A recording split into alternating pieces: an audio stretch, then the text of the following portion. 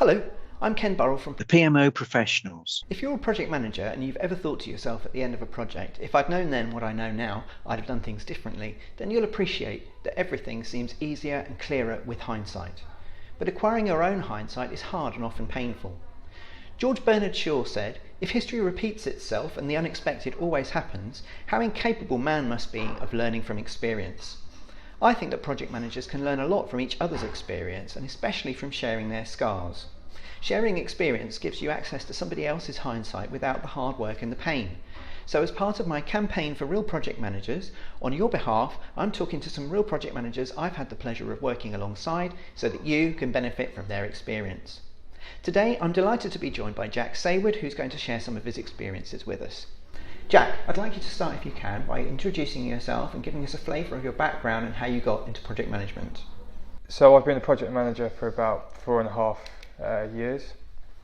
I originally studied building surveying at university on a sandwich degree.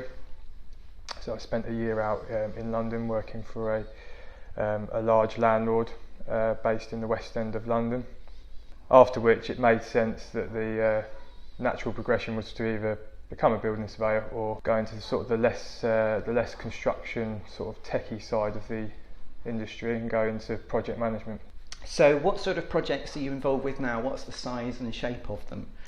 So currently I work for a global real estate firm based in the city or the West End of London. I work in the building consultancy department of that company, which specifically focuses on commercial fit outs. So the size of projects that I will typically work on can range from 20,000 square feet up to 200,000 square feet. And the type of projects that I work on can range from a standard commercial office fit out to a laboratory workshop sort of mixed use type environment. So quite a range then. Yes. Yeah. Looking back over your project management career, can you give us an example of a scar, so something that went wrong on a project that you were managing and what you learned from it? I was working on a commercial fit out of a pre-existing industrial unit. So there was a third-party specialist contractor appointed directly by the client, and it was the contractor's responsibility to make sure that all of the infrastructure was in place by a certain date to allow this subcontractor to come over from Germany and install their single laboratories, their single prefabricated laboratories within the allotted time frame within the main programme.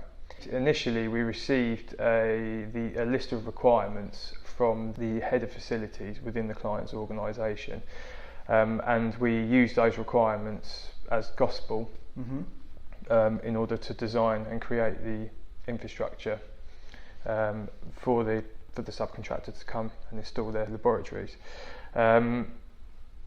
It transpired though that when we actually met the third party contractor, they required a number of items that weren't specified in the documentation that we'd received thus far. Namely, they needed a 100% dust-free environment, and they needed the concrete slab underneath the laboratories to be within a tolerance that hadn't been allowed for within the design. So we found ourselves in a position where we were on a construction site, so it was almost impossible to achieve a 100% dust-free environment, and we had a slab that was not within the tolerances that they had now specified. Right. So we were faced with a little bit of a tricky situation in that we had the materials outside. Right. The labour hadn't arrived yet. Okay. So there was a bit of a buffer in between where we were now and when they were actually due to start. I think from memory it was about 2 weeks that we had to react to this situation. Okay. But you're in a dusty construction site. Correct. Yeah. With a bumpy slab. Yeah. And the laboratory installers needed it dust free and really quite level. And the materials are outside on the lorry. Correct. Okay, yeah. so what did you do? So we were faced with a situation where we had to test the market for a quick drying, self-leveling screed fairly quickly. Luckily we managed to find something that we could lay, achieve the tolerance, and it would cure up to it would cure just enough to allow the construction to begin, and then it would cure to 100% strength by the time the laboratories had finished. Right. So we did achieve what they needed in that sense, but obviously that came at a cost to the client, in that works had to be undertaken out of hours. Yeah.